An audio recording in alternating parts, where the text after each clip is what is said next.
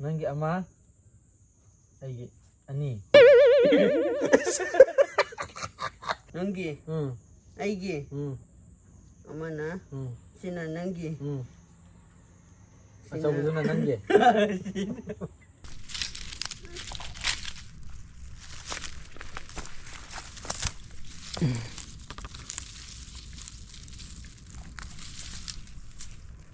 ꯋꯥꯡꯅ ꯌꯦꯡꯒꯅꯨ ꯃꯈꯥꯗ ꯂꯩꯕꯥꯛ ꯃꯈꯥꯗ ꯌꯦꯡꯉꯨ ꯍꯥꯏ ꯃꯌꯥꯝ ꯃꯌꯥꯝ ꯉꯁꯤꯗꯤ ꯀꯨꯏꯔꯕꯒꯤ ꯃꯇꯨꯡꯗ 2025ꯀꯤ ꯑꯍꯥꯟꯕ ꯏꯟꯖꯥꯡ ꯅꯥꯄꯤ ꯊꯤꯕ ꯑꯣꯏꯗꯣꯏꯅꯦꯕꯀꯣ ꯍꯧꯖꯤꯛ ꯃꯌꯣꯟ ꯈꯔ ꯆꯣꯡꯉꯦꯕ ꯎꯅꯥ ꯃꯌꯣꯟ ꯈꯔ ꯆꯣꯡꯉꯦ ꯑꯗꯣ ꯑꯩꯈꯣꯏ ꯍꯧꯖꯤꯛ ꯏꯟꯖꯥꯡ ꯅꯥꯄꯤ ꯊꯤꯕ ꯆꯠꯂꯤꯅꯦ ꯆꯤꯡꯌꯦꯟꯁꯤꯟꯗꯣ ꯁꯧꯒ꯭ꯔꯤ ꯑꯃ ꯆꯤꯡꯗ ꯂꯝꯗ ꯍꯧꯕ ꯁꯧꯒ꯭ꯔꯤꯗꯣ ꯑꯗꯨ ꯊꯤꯔꯨꯗꯣꯏꯅꯦꯕꯀꯣ ꯑꯗꯣ ꯀꯨꯝꯁꯤꯒꯤ ꯑꯝꯐꯥꯎꯁꯨ ꯆꯥꯗ꯭ꯔꯦ ꯑꯗꯨ ꯂꯩꯕ꯭ꯔꯥ ꯂꯩꯇꯕ꯭ꯔꯥ ꯌꯦꯡꯉꯨꯔꯁꯦ ꯑꯗꯣ ꯑꯇꯣꯞꯄ ꯍꯤꯟꯖꯥꯡ ꯅꯥꯄꯤꯗꯤ ꯈꯤꯇꯪꯗꯤ ꯋꯥꯠꯂꯤꯀꯣ ꯅꯣꯡ ꯈꯤꯇꯪ ꯇꯥꯗꯕꯅꯤꯅꯀꯣ ꯑꯗꯣ ꯆꯤꯡꯌꯦꯟꯁꯤꯟꯗꯤ ꯍꯧꯔꯝꯃꯅꯤꯕ ꯑꯗꯨ ꯌꯦꯡꯉꯨꯔꯁꯦ ꯅꯪ ꯕꯣꯅꯦꯝꯒꯤ ꯁꯝꯗ ꯑꯝꯇ ꯁꯝ ꯃꯆꯥ ꯑꯃ ꯌꯥꯎꯔꯦꯀꯣ ꯑꯁꯤꯗ ꯑꯗꯨꯝ ꯄꯨꯂꯞ ꯕꯦꯡ ꯇꯧꯔꯒꯦ ꯑꯗꯨ ꯍꯣꯔꯦꯟ ꯌꯦꯟꯊꯣꯛꯅꯁꯤꯀꯣ ꯇꯪꯈꯥꯏ ꯇꯪꯈꯥꯏ ꯅꯠꯇ꯭ꯔꯣ ꯐꯔꯦ ꯆꯠꯂꯨꯔꯁꯦ ꯑꯗꯨꯗꯤ ꯀꯦꯃꯦꯔꯥꯁꯦ ꯀꯣꯛꯇ ꯑꯣꯏꯅ ꯊꯦꯠꯆꯤꯜꯂꯒ ꯊꯧꯗꯔꯁꯦꯀꯣ ꯍꯣꯔꯦꯟ ꯍꯜꯂꯛꯄꯗ ꯋꯥꯗꯧꯕ ꯑꯗꯨꯒꯤ ꯒꯥꯔꯤ ꯄꯨꯔꯤꯅꯤꯗ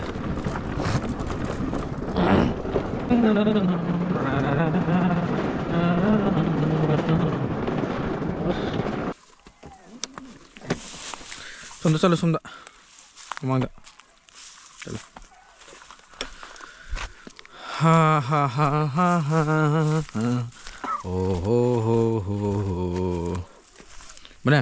ꯏꯁꯩ ꯑꯝꯇ ꯁꯛꯀꯥꯏꯔꯣꯅꯦ ꯍꯥ ꯌꯥꯗꯣ ꯌꯥꯗꯕ ꯌꯥꯗꯣ ꯌꯥꯗꯕ ꯌꯥꯗ ꯉꯥꯛꯇ ꯇꯥꯏꯅꯔꯤꯅꯦ ꯇꯧꯔꯤꯁꯦ ꯍꯥ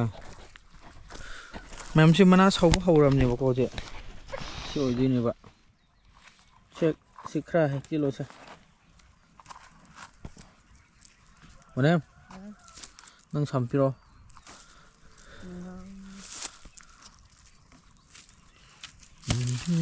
ꯏꯁ ꯁꯝꯒꯁꯦ ꯂꯪꯉꯤꯅꯤ ꯇꯧꯁꯦ ꯁꯤꯗ ꯃꯌꯣꯟ ꯆꯣꯡꯉꯩꯁꯦ ꯁꯨꯃꯥꯏꯅ ꯆꯣꯡꯉꯛꯒꯗꯕꯅꯦꯕꯀꯣ ꯑꯗꯣ ꯈꯤꯇꯪ ꯈꯤꯇꯪ ꯆꯥꯎꯕ ꯋꯥꯠꯂꯤ ꯌꯦꯡꯉꯨꯔꯁꯦ ꯂꯥꯛꯑꯣ ꯃꯈꯥꯗ ꯅꯪꯗꯤ ꯑꯝꯐꯥꯎ ꯎꯗ꯭ꯔꯤꯕ꯭ꯔꯥ ꯍꯥ ꯀꯩꯕ ꯑꯁꯤꯗ ꯍꯦꯛꯅꯤꯡꯗꯕ ꯑꯃꯠꯇꯗꯤ ꯐꯪꯗꯕ ꯀꯤꯟꯒꯨꯝꯕ ꯆꯥꯅꯤꯡꯕꯩ ꯋꯥꯔꯤꯅꯤꯅꯦ ꯑꯗꯨꯗꯤ ꯅꯪꯒꯤꯁꯤꯗꯤ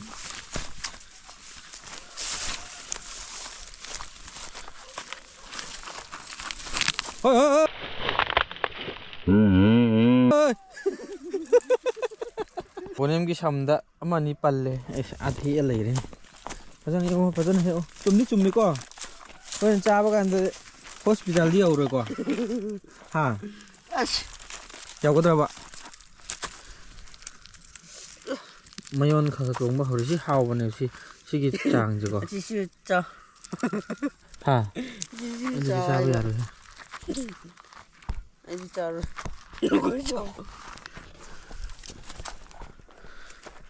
ꯍꯣꯏ ꯍꯣꯏ ꯑꯗꯨꯗꯤ ꯆꯥꯕ ꯌꯥꯗꯦ ꯍꯥꯂꯣ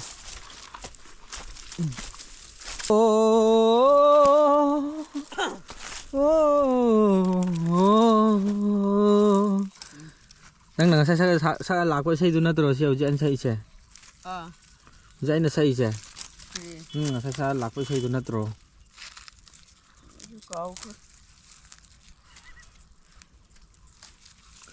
ꯁꯤ ꯈꯔ ꯃꯌꯨꯝ ꯆꯣꯡꯁꯅꯤ ꯃꯌꯥꯝ ꯆꯔꯥꯗꯤ ꯑꯗꯨꯝ ꯐꯥꯔꯅꯤꯀꯣ ꯁꯤꯒꯤ ꯆꯥꯡꯁꯤꯗ ꯍꯧꯔꯒꯗꯤ ꯁꯣꯝꯗ ꯆꯪꯉꯒ ꯑꯗꯨꯝ ꯍꯧꯕ꯭ꯔꯥ ꯌꯦꯡꯉꯒꯦ ꯕꯣꯅꯦꯝ ꯅꯪꯒꯤꯗꯤ ꯑꯩꯅ ꯍꯦꯛꯄꯅ ꯍꯦꯜꯂꯤꯀꯣ ꯍꯣꯔꯦꯟ ꯑꯩꯅ ꯍꯦꯟꯅ ꯂꯧꯗꯣꯏꯅꯦ ꯑꯩꯅ ꯈꯔ ꯌꯥꯝ ꯂꯧ ꯇꯥꯔꯦ ꯀꯣ ꯂꯧꯎ ꯅꯥꯕ ꯍꯩꯔꯧꯁꯦ ꯂꯩꯔꯤꯕ ꯍꯩꯔꯧꯁꯦ ꯑꯃꯟꯕꯅꯤ ꯃꯃꯥꯡꯒꯤ ꯂꯦꯟꯅ ꯊꯥꯈꯤꯕꯗꯒꯤ ꯑꯝꯇ ꯆꯥꯎꯕ ꯉꯝꯗ꯭ꯔꯕꯅꯤ ꯀꯤꯍꯣꯝ ꯃꯆꯥ ꯃꯆꯥꯗꯤ ꯍꯧꯔꯦꯗꯣ ꯄꯥꯟꯕ ꯁꯤꯒꯤꯁꯦ ꯀꯤꯍꯣꯝ ꯃꯆꯥꯅꯦꯕ ꯁꯣꯝꯗ ꯂꯩꯌꯦ ꯂꯥꯛꯑꯣ ꯁꯤꯗ ꯃꯤꯠꯀ ꯑꯝꯇ ꯌꯥꯗ꯭ꯔ ꯃꯥꯜꯂꯤꯗꯅ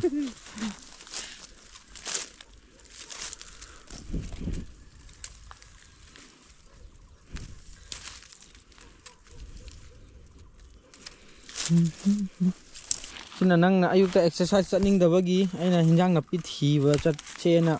ꯍꯧꯕꯅꯦꯕꯀꯣ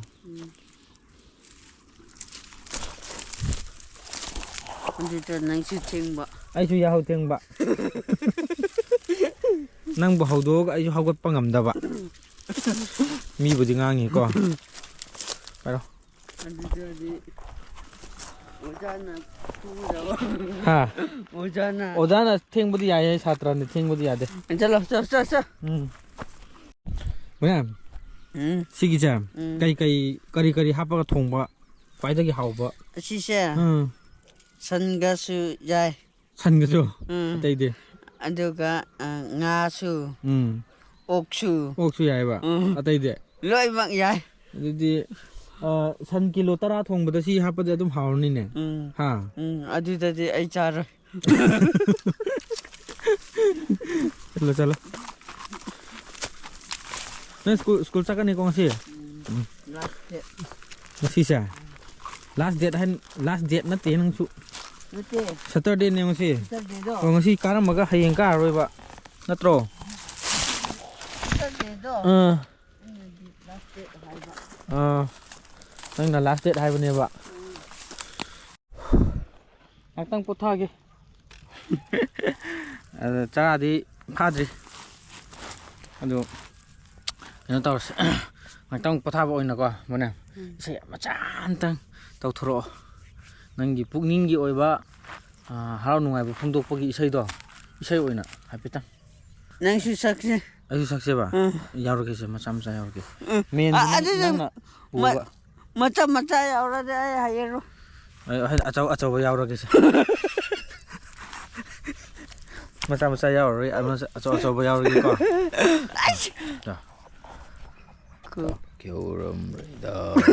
ꯑꯆꯧꯕ ꯑꯣꯏꯅ ꯌꯥꯎꯒꯦ ꯇꯧꯕꯅꯦ ꯃꯆꯥ ꯑꯣꯏꯅ ꯌꯥꯎ ꯍꯥꯏꯔꯣ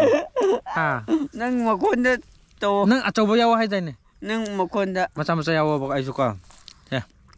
1 2 3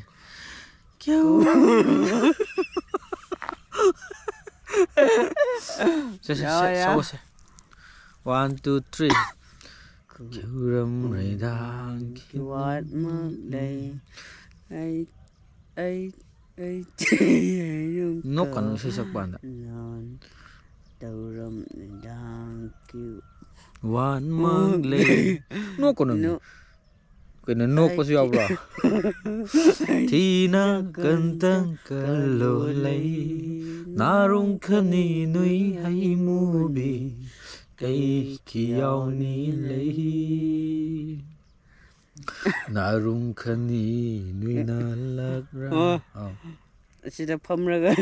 ꯂꯩꯕ ꯌꯥꯔꯣꯏꯅꯦ ꯌꯥꯅꯤ ꯁꯤ ꯁꯛꯎꯁꯦ ꯁ꯭ꯀꯨꯜ ꯆꯠꯇꯣꯏꯔꯣ ꯂꯥꯏꯔꯤꯛꯇꯤ ꯊꯋꯥꯏ ꯌꯥꯎꯕꯤꯅꯤ ꯇꯧꯔꯤꯁꯦ ꯅꯪꯅꯤꯁꯦ ꯏꯁꯩ ꯑꯝꯇꯪ ꯁꯛꯎ ꯑꯗꯨꯒ ꯔꯥꯎꯟ ꯑꯃ ꯊꯤꯔꯒ ꯑꯗꯨꯝ ꯍꯜꯂꯁꯦ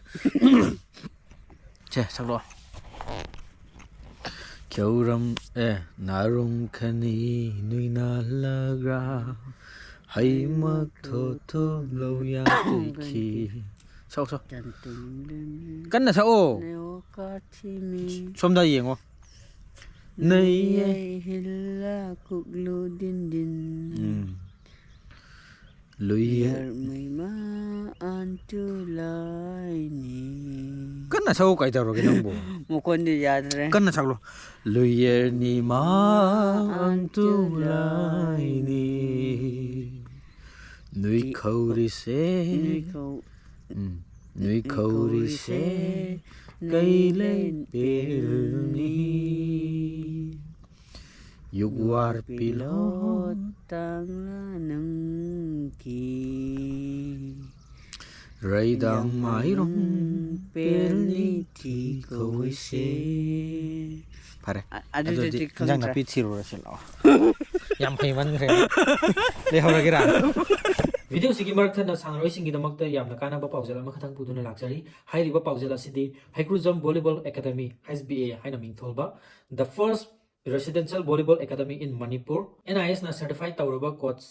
ꯀꯣꯟꯁꯝ ꯕꯦꯗ ꯁꯤꯡ ꯍꯥꯏꯔꯤꯕ ꯀꯣꯆ ꯑꯁꯤꯒꯤ ꯃꯈꯥꯗ ꯍꯥꯡꯖꯕ HBA ꯚꯣꯂꯤꯕꯣꯜ ꯀꯣꯔꯠꯀꯤ ꯑꯣꯏꯅ the second batch residential volleyball coaching camp for boys and girls will start from 29 March 2025 at HBA Volleyball Court, Nambol. 10 boys and 5 girls can join this coaching camp. So interested players are informed to register on or before 27 March 2025. Haiguzang Maning Laikai, Nambol, Imphal West, Manipur. Hairiba coaching camp asigi fee per month subnatigi lising taru oigani. Hairiba lising taru asida acha athak laifam chafamgi loina include tawjagani. Volleyball hairiba masana asibu thawa yauna pamjaba sanaroi singidamakta ngasi thonglauna hangduna laijari. Hena akupa marulgi damakta makhada piriba contact number asida contact tawsinbiyo. Mona nakti sida mu kakatoine ko ngasai somgido ja haudeba da kakatoine kaklose ko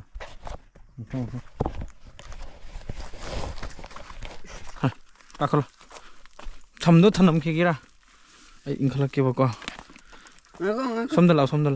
sida net lo bako aduga aju lamu bako ai inkhalak ka wan ai ngako as nang ekta bhamdare narba 1 2 3 as kari no khangde ya yani ai tawgise yadra ba nappa ka kalo sida payo ko sida ne first sida kyung ching khalo amne kungrau du kainu ne nasa do khral ai gon namak kano son phaglang da nappo arbasi nang haiti sangba asmai nappo ba aduga sida hana payo ba adu na pairo ka adu dai din andara no ko kakro adam thong kakro sile hogi to in phirup kauro he ba oy mung nandar kan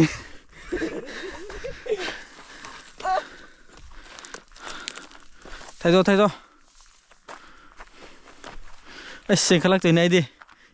ngak tang ju ye ngam bune pai khotna hoi smathang ka kha kiban mai ya khongda nungsi changkhre ya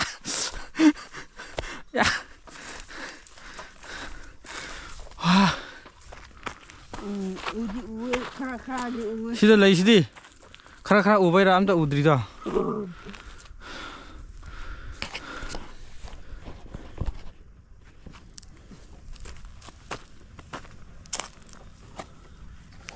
masa thu de kanuni mana do khakta lawo masa du chaba yaw sna te mathang lakwa dum chaw na ba adu mai loi thu de khadi kai de kari sagri khuying sibo che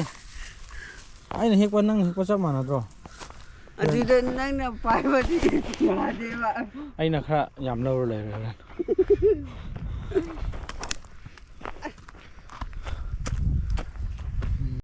le sile lo hau sidi kai da yin nang bo ngasai sam tongan puradi nang chaba phangdabai mong ne ba ha buna aina su khai bidabai mong ne ba pikesha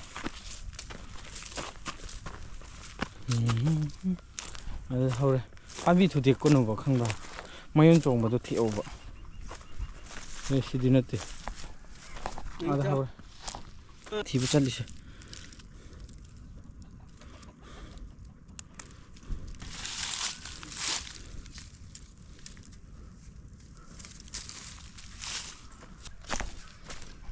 ha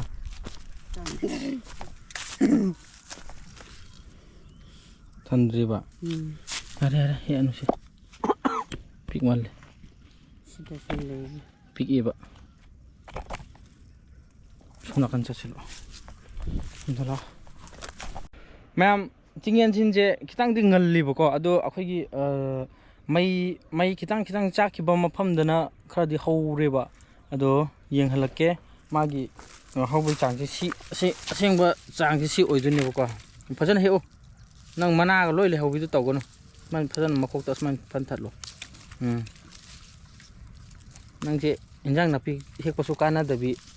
ꯆꯥꯛ ꯆꯥꯕꯁꯨ ꯀꯥꯟꯅꯗꯕꯤ ꯋꯥ ꯉꯥꯡꯕꯁꯨ ꯀꯥꯟꯅꯗꯕꯤꯅꯤ ꯅꯪ ꯇꯧꯔꯤꯁꯦ ꯅꯪ ꯀꯥꯟꯅꯔꯤꯁꯦ ꯀꯩꯅꯣ ꯈꯪꯗꯦ ꯈꯪꯗꯦꯕ ꯉꯥꯏꯈꯣ ꯊꯝꯗꯣ ꯁꯤꯗ ꯊꯝ ꯂꯥꯎꯁꯦ ꯁꯤꯁꯨ ꯅꯦꯈꯥꯏꯔꯅꯤ ꯂꯣꯏꯅ ꯐꯖꯅ ꯌꯦꯡꯉꯨ ꯁ꯭ꯋꯥꯏꯗ ꯈꯔ ꯍꯧꯋꯤ ꯁꯤꯒꯤ ꯆꯥꯡꯁꯤꯗꯤ ꯂꯩꯔꯦꯕꯀꯣ ꯑꯗꯣ ꯈꯔꯗꯤ ꯆꯥꯎꯗꯧ ꯋꯥꯠꯂꯦ ꯑꯗꯨꯁꯨ ꯑꯗꯨꯝ ꯆꯥꯕꯗꯤ ꯌꯥꯔꯦ ꯐꯖꯅ ꯌꯦꯡꯉꯣ ꯐꯖꯅ ꯁꯤꯗ ꯃꯌꯥꯝ ꯍꯧꯔꯤꯁꯤꯗꯤ ꯅꯪ ꯅꯣꯡꯊꯛꯇ ꯌꯦꯡꯉꯗꯤ ꯎꯔꯣꯏꯅꯦꯍꯦ ꯃꯈꯥꯗ ꯌꯦꯡꯉꯣꯕ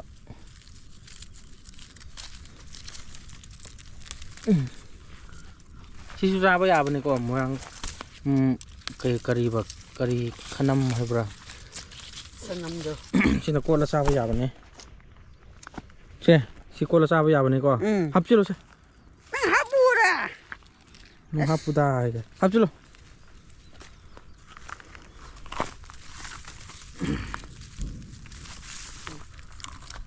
ꯀꯣ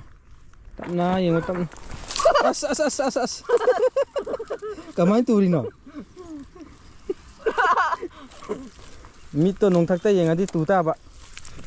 ꯅꯪ ꯉꯁꯥꯏꯗꯩ ꯃꯊꯛꯇꯅꯦꯕ ꯅꯪ ꯌꯦꯡꯉ ꯆꯠꯂꯤꯁꯦ ꯂꯩꯕꯥꯛꯇ ꯌꯦꯡꯗꯕꯤꯗ ꯑꯩꯗꯤ ꯁꯣꯏꯅꯤ ꯈꯟꯕꯅꯤꯅꯦ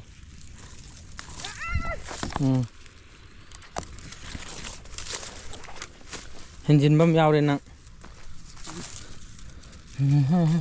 ꯈꯔ ꯊꯨꯅ ꯍꯦꯛꯂꯣ ꯅꯪ ꯁ꯭ꯀꯨꯜ ꯆꯠꯀꯅꯤ ꯍꯥꯏꯗꯥꯏ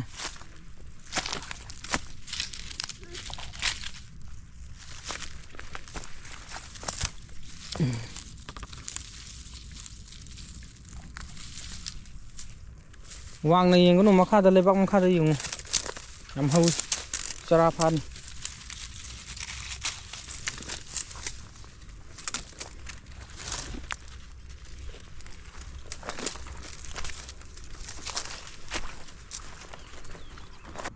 ꯃꯈꯥꯂꯣꯝꯗ ꯀꯨꯝꯂꯛꯑꯣ ꯑꯩꯅ ꯃꯊꯛꯇ ꯆꯠꯇꯕ ꯅꯪꯅ ꯃꯈꯥꯗ ꯀꯨꯝꯍꯧꯔꯣ ꯍꯣꯏꯅꯦ ꯀꯨꯝꯃꯒꯤꯅꯤ ꯄꯨꯗ ꯄꯨꯔꯛꯑꯣꯅꯤ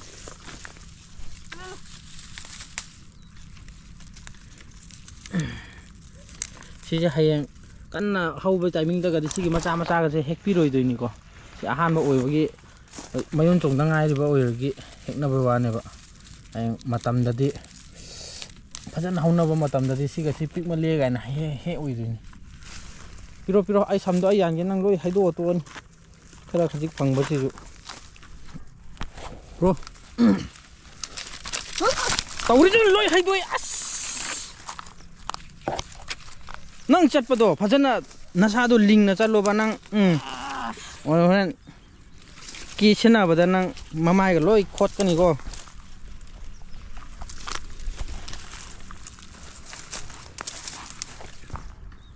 ꯐꯖꯅ ꯅꯁꯥꯗꯣ ꯂꯤꯡꯅ ꯆꯠꯂꯣꯕ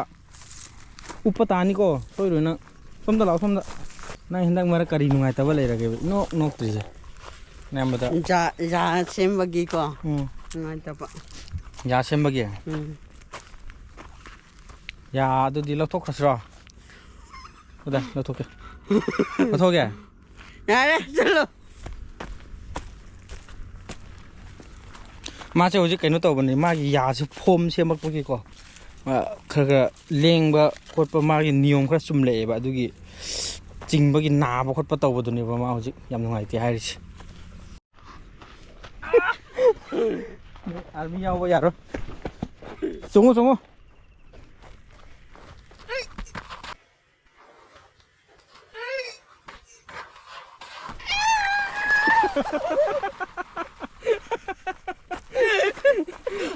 ꯁꯦ ꯄꯥꯏꯔꯣꯁꯦ ꯅꯪ ꯁꯦꯟꯗꯟꯗꯣ ꯌꯥꯝ ꯅꯥꯟꯃꯟꯈ꯭ꯔꯦ ꯑꯗꯨꯅꯅꯦ ꯈꯣꯡꯎꯞ ꯇꯣꯡꯉꯣ ꯍꯥꯏꯗ꯭ꯔꯥ ꯑꯩꯅ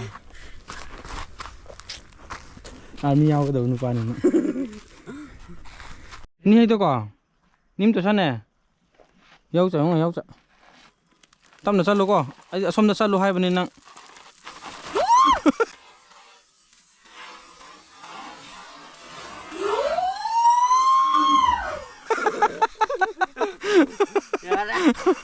ꯑꯁ ꯅꯪ ꯁꯦꯟꯗꯟꯗ ꯑꯗꯨ ꯃꯊꯪꯗ ꯑꯗꯨ ꯇꯣꯡꯒꯅꯨ ꯀꯣ ꯈꯣꯡꯎꯞ ꯇꯣꯡꯉꯣ ꯑꯗꯨꯗꯤ ꯍꯧꯖꯤꯛꯇꯤ ꯀꯔꯣꯝ ꯆꯠꯁꯤꯒꯦ ꯁꯤ ꯆꯠꯂꯨꯁꯤꯔꯥ ꯒꯥꯔꯤ ꯊꯧꯔꯛꯀꯦꯀꯣ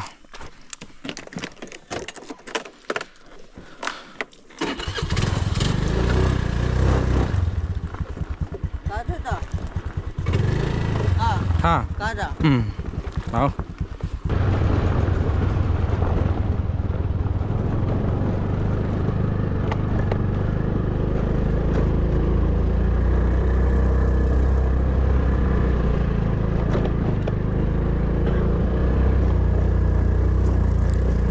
Sisi. Sisi hawin eh.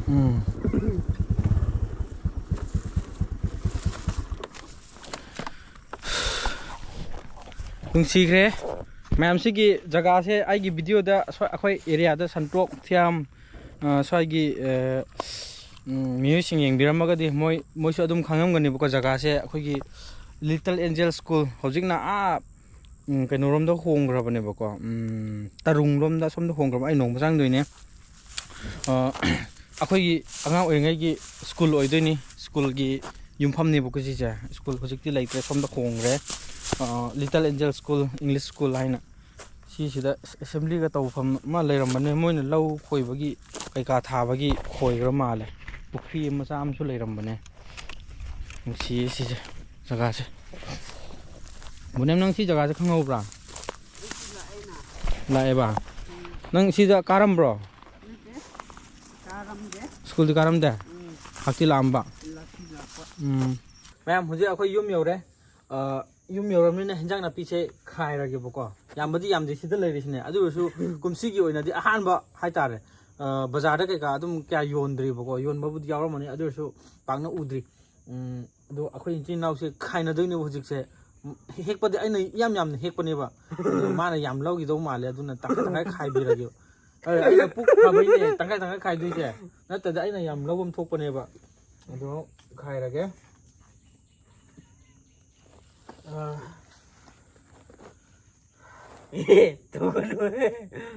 mana khai ko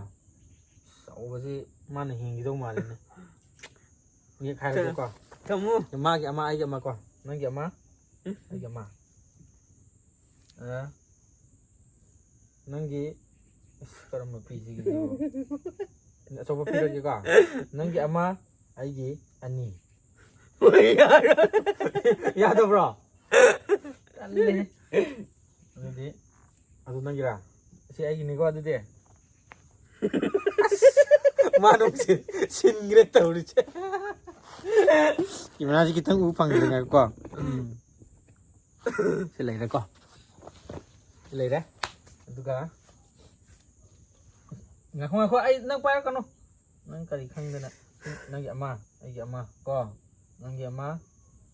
Ai ani ka pa gi tawin. Aigi ama nangi ama nangi ama aigi ani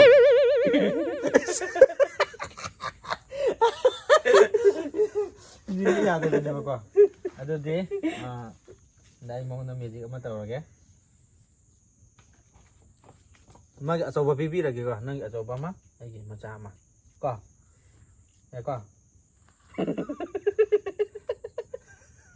Kaya daw ato mo bi masih ada bro. Asisu ang kare si gumna din nate. Ay ama hapagi ko si hapagi ko. Ko. Tisingge. Nan akas na hinjin mangam de si ne oi tare kana de. Nang yama ay ama. As ay I character da. Ado ngasai video do review tawre. Review tawre yaar. Ngasai aina hit kibdo. Aina yam khra male. Aina yam lamdo male de hek pase. Kang de Character ko. Ado de nangi ama. Kay dare mo. Ado asam na piro. Ako na piro. Ado de ay ama. nang mugi lo adu yam haiba mane na ha somdo on thoro phamuni phajana nang yama ai yama haiga daba aigi nangi ai haurage mama ha yelo Siga ai no kanu yelo oi mana sih yaw de kai no kan de ꯃꯅꯥꯁꯨ ꯌꯥꯎꯗꯦ ꯀꯔꯤꯅꯣ ꯂꯣ ꯑꯁ E ꯀꯥꯔꯛꯇꯣꯔꯦ ꯃꯅꯥ ꯌꯥꯎꯗꯕ ꯉꯥꯛꯇꯅꯦ ꯅꯪ ꯄꯤꯔꯤꯁꯦ ꯑꯩꯉꯣꯟꯗ ꯑꯁꯤꯅ ꯑꯩꯒꯤ ꯌꯦꯜꯂꯣ ꯂꯣꯏꯐꯥꯎ ꯌꯦꯜꯂꯣ ꯑꯁꯤꯅ ꯑꯩꯒꯤ ꯑꯁꯤꯅ ꯅꯪꯒꯤ ꯃꯅꯥ ꯌꯥꯎꯕꯗꯤ ꯃꯥꯅ ꯂꯣꯏ ꯂꯧꯈ꯭ꯔꯦ ꯑꯁꯤꯅ ꯑꯩꯒꯤ ꯑꯁꯤꯅ ꯅꯪꯒꯤ ꯅꯣꯛꯀꯅꯨ ꯅꯣꯛꯇꯕꯤ ꯐꯖꯅ ꯌꯦꯜꯂꯣ ꯅꯪ ꯑꯩꯉꯣꯟꯗ ꯄꯤꯈ꯭ꯔꯕꯅꯤꯀꯣ ꯍꯥꯏꯅ ꯌꯦꯜꯂꯣꯅꯦ ꯁꯤꯅ ꯑꯩꯒꯤ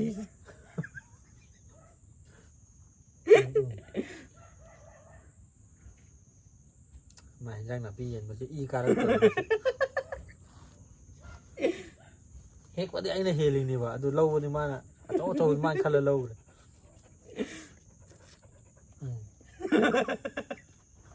ꯌꯦꯜꯂꯣ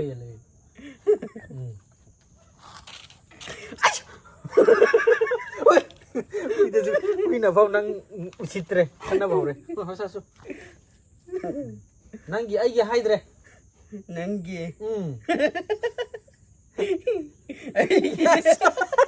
ꯑꯆꯧꯕꯗꯤ ꯍꯥꯄꯨꯁꯦ ꯍꯥꯄꯨ ꯉꯁꯥꯏꯗꯤ ꯅꯣꯛꯑꯣ ꯌꯥꯗꯦ ꯍꯤꯟꯖꯥꯡ ꯅꯥꯄꯤ ꯌꯦꯜꯂꯝꯗꯥꯏꯗꯗꯤ ꯅꯣꯛꯈꯠꯂꯛꯑꯦ ꯅꯪ ꯅꯪꯒꯤ ꯉꯥꯏꯈꯣꯀꯣ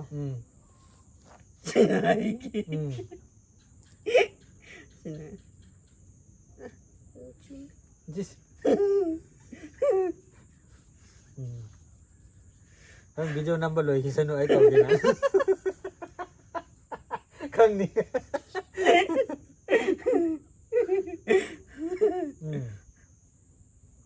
ꯄꯤꯔꯦꯀꯣ ꯍꯣꯏꯅꯦ ꯑꯆꯧꯕ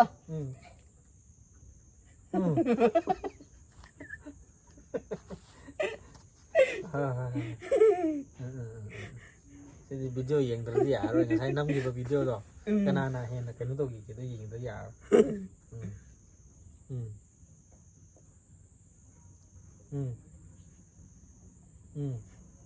ꯅꯪꯒꯤ ꯑꯩꯒꯤ ꯍꯥꯏꯗ꯭ꯔꯦꯅꯦ ꯍꯥꯏꯅꯤꯡꯗ꯭ꯔꯦꯕ ꯃꯈꯣꯟꯗꯣ ꯊꯣꯛꯅꯤꯡꯗꯦꯕ ꯍꯥꯏꯌꯣ ꯍꯥꯏꯗ꯭ꯔꯗꯤ ꯑꯩ ꯂꯧꯔꯣ ꯅꯪꯒꯤ ꯑꯩꯒꯤ ꯑꯃꯅ ꯁꯤꯅ ꯅꯪꯒꯤ ꯑꯆꯧꯕꯗꯨꯅ ꯅꯪꯒꯤꯁꯤꯅ ꯅꯪꯒꯤ ꯀꯩꯗꯤ ꯑꯇꯩꯅ ꯁꯤ ꯑꯅꯤꯅꯤ ꯈꯥꯏꯔꯣꯅꯦ ꯃꯇꯝ ꯌꯥꯝ ꯁꯥꯡꯃꯟꯈ꯭ꯔꯦꯅꯦ ꯁꯤꯅ ꯑꯩꯒꯤ ꯃꯌꯥꯝꯁꯨ ꯌꯦꯡꯕꯤꯌꯨꯀꯣ ꯀꯅꯥꯅ ꯍꯦꯟꯖꯤꯟꯒꯦ ꯍꯥꯏꯕꯗꯣ ꯑꯩ ꯖꯁ ꯇꯧꯔꯔꯣꯏꯒꯦ ꯑꯗꯨꯗꯤ ꯅꯪ ꯂꯧꯒꯅꯨ ꯑꯩ ꯂꯧꯒꯅꯨ ꯁꯤꯗꯤ ꯂꯧꯔꯔꯣꯏꯗ꯭ꯔꯣ ꯅꯪ ꯂꯧꯖꯔꯣ ꯑꯩ ꯂꯧꯖꯔꯣꯕ ꯃꯌꯥꯝ ꯌꯦꯡꯕꯤꯌꯨ ꯀꯅꯥꯅ ꯌꯥꯝꯒꯦ ꯍꯥꯏꯕꯗꯣ ꯑꯩꯅ ꯁꯤꯅꯤꯀꯣ ꯃꯥꯒꯤꯅ ꯁꯤꯅꯤꯀꯣ ꯐꯔꯦ ꯃꯌꯥꯝ ꯉꯁꯤꯒꯤ ꯑꯣꯏꯅꯗꯤ ꯁ꯭ꯋꯥꯏꯁꯤꯗ ꯑꯗꯨꯝ ꯂꯣꯏꯁꯤꯜꯂꯒꯦ ꯃꯊꯪꯒꯤ ꯚꯤꯗꯤꯑꯣꯗ ꯑꯃꯨꯛ ꯍꯣꯏ ꯉꯥꯏꯈꯣ ꯍꯥꯞꯆꯤꯟꯈꯤꯅꯨ ꯑꯁꯣꯝꯗ ꯑꯦꯟꯗꯤꯡ ꯄꯤꯈꯣ ꯃꯌꯥꯝꯗ ꯁꯣꯝꯗ ꯈꯤꯇꯪ ꯆꯪꯂꯣꯅꯦ ꯂꯧꯔꯣꯏꯅꯦ ꯑꯩ ꯂꯧꯔꯣꯏ ꯁꯣꯝ ꯈꯔ ꯆꯪꯂꯣ ꯃꯌꯥꯝ ꯉꯁꯤꯒꯤ ꯑꯣꯏꯅꯗꯤ ꯂꯣꯏꯁꯤꯜꯂꯁꯦ ꯍꯥꯏꯔꯛꯑꯣꯕꯀꯣ ꯃꯌꯥꯝ ꯉꯁꯤ ꯑꯣꯏꯅꯔꯗꯤ ꯉꯁꯤ ꯑꯣꯏꯅꯔꯗꯤꯕ ꯍꯥꯏꯌꯣ ꯐꯖꯅꯁꯦ ngasi mayam ngasi lusin rasi lusin radi Kandra lusin radi ko konsam ga aiga puna doreba ꯃꯊꯪꯒꯤ ꯚꯤꯗꯤꯑꯣ ꯍꯞꯇꯥ ꯑꯃꯨꯛ ꯂꯩꯔꯒꯀꯣ ꯁꯤꯒꯤ ꯍꯤꯟꯖꯥꯡ ꯊꯤꯕꯒꯤ ꯑꯃꯨꯛ ꯍꯥꯞꯄꯛꯈꯤꯕ ꯍꯧꯖꯤꯛꯇꯤ ꯈꯤꯇꯪ ꯄꯤꯛꯏꯕꯀꯣ ꯑꯗꯨꯁꯨ ꯆꯔꯥ ꯑꯃ ꯆꯥꯕꯗꯤ ꯌꯥꯔꯦ ꯃꯊꯪꯒꯤ ꯑꯃꯨꯛ ꯚꯤꯗꯤꯑꯣ ꯑꯃꯨꯛ ꯉꯥꯏꯃꯤꯟꯅꯔꯁꯤ ꯉꯁꯤꯒꯤ ꯑꯣꯏꯅꯗꯤ ꯑꯩ ꯋꯥ ꯉꯥꯡꯕ ꯇꯥꯗ꯭ꯔꯦ ꯉꯁꯤꯒꯤ ꯑꯣꯏꯅꯗꯤ ꯁ꯭ꯋꯥꯏꯗ ꯑꯗꯨꯝ ꯂꯣꯏꯁꯤꯜꯂꯁꯤ ꯍꯥꯏꯌꯣ ngasi oinade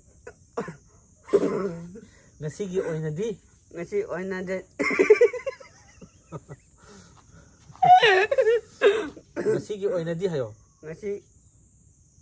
oinadi ꯁ꯭ꯋꯥꯏꯁꯤꯗ tensinjari ꯃꯊꯪꯒꯤ ꯕ꯭ꯂꯣꯛ ꯑꯃꯨꯛ ꯉꯥꯏꯃꯤꯟꯅꯁꯤꯀꯣ ꯃꯌꯥꯝ ꯑꯗꯨ ꯑꯣꯏꯔꯗꯤ goodbye ꯕꯥꯏ ꯕꯣꯅꯦꯝ ꯏꯕꯥꯅꯤ ꯑꯝꯇ ꯐꯨꯅꯈꯤꯒꯦ ꯃꯌꯥꯝ ꯕꯥꯏ